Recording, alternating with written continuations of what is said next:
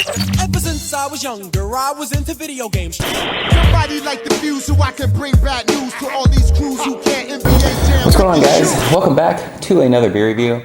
Another West Coast beer today. I've got a lot of comments for a while that I never review West Coast beers anymore.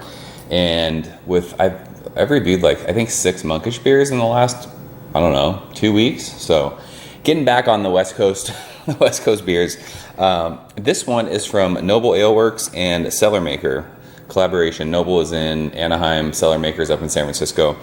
This is seriously one of the greatest names in can arts in the history of beer. This is Dank You for Being a Friend. And if you look and you're familiar, that is the Golden Girls. And the theme song to the show was Thank You for Being a Friend. And I used to watch Golden Girls with my grandmother all the time. So I actually still watch Golden Girls reruns with my wife. So shout out to all you Golden Girls lovers. And shout out to Blanche. What was her name? Blanche Devereaux, I think. She was the one who always wanted the D in that show. So she was down. But yeah, this is a 8.5% alcohol by volume double IPA. I do not know the hops in this beer. There's not a whole lot of information on this. I looked on both Noble and Cellarmaker's Instagram, and it just said they were releasing it.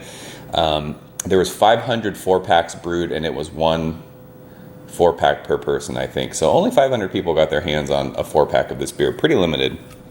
I was fortunate enough. I got a can of this from my buddy Chris. Thank you, bro, for hooking this one up. Yeah, I don't know the hops. I don't know much about this. I just know that it's 8.5%. I don't know the IBUs. I just know that this is one of the greatest cans in the history of beer, and I love me some Golden Girls. So, never had a Cellarmaker beer before. I will say on their Instagram, they are describing this as a hazy beer or a murky beer, they called it, or a juicy beer. They didn't really call it New England style. Cellarmaker is known for making New England style beer, so looking forward to this one. There's not a whole lot of reviews on this. But if it's called Dank You for Being a Friend, Cellarmaker also did Dank Williams. They make some dank beers, and so does Noble. So I'm expecting this to be a total West Coast beer. But yeah, I kind of wish I knew the hops, but I don't. Such is life. And for they call it murky and juicy. That is crystal clear. That looks like a West Coast beer. Tons of carbonation. You can see the bubbles streaming up to the top, but that is in no way murky, and it is in no way juicy looking. It looks like a West Coast style beer. It's like that golden color, straw color. But yeah, looks like a West Coast beer in the glass. That's funny that they say murky. It's not murky at all. Not even a little bit. So I can smell some dank hops from here. So let's go ahead and shove our nose in it.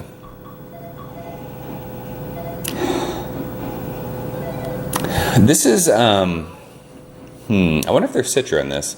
This sort of reminds me of Citra Showers that Noble brews. I will say it does have, it's not juicy, but it's really tropical fruity. And it's funny it's called Dank You for Being a Friend. There's a dank kind of resinous thing underneath that, but I expected it to be like crazy dank, crazy, just like a beechwood kind of a beer, and it's not. It is. It's tropical fruits. It's like pineapples, it's papaya, mangoes. And then you're getting like that earthy, resinous, pithy grapefruit, like grassy. Yeah, it's just like an earthy kind of grassy thing underneath the tropical fruits. It's very much like a pineapple, papaya, mango, tropical fruit. And then you get, like I said, I think it's grapefruit. It's like grapefruit peel. Maybe some oranges in there, but the sweet aroma is mostly from tropical fruit. So this, I'm actually surprised by the way this smells. It doesn't smell. I was expecting it to be crazy dank and like just resinous and earthy, and it's not.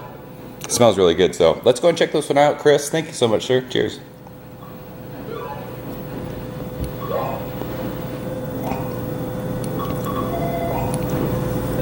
It is dank on the taste, though.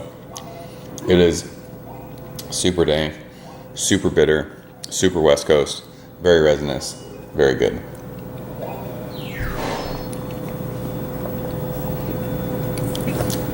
I would say it's more of a malt-driven beer. You're definitely getting like those sweet kind of bready malts, like right from mid-palate to the finish. super, super dank right in the middle of your tongue. Really, really bitter, resinous. It's funny that I was saying I was expecting it to smell like a Beechwood beer. It very much tastes mid-palate and on the finish like a Beechwood beer. Like almost unbalanced, crazy dank, bitter, hoppy. You are getting the tropical fruits right up front though. It's like pineapples, mangoes, papayas. Not as fruity on the palate as you're getting on the nose. And then just mid-palate, it is literally like biting into a grapefruit to peel it. And then just eating slices of grapefruit, like ruby red grapefruit. Super, super bitter, just resinous, earthy, grassy, piney, just sits on your tongue and it does not go away. It's a lingering, long, bitter finish. It finishes really, really dry though. It's resinous and dank. The name Dank You for Being a Friend is a good name for it because it is dank as fuck. It's funny though, this is not, I mean, when they said they were brewing a collaboration with Cellarmaker and it was going to be murky and it was going to be juicy, it's not that. You're definitely getting like those sweet tropical fruits, like I said.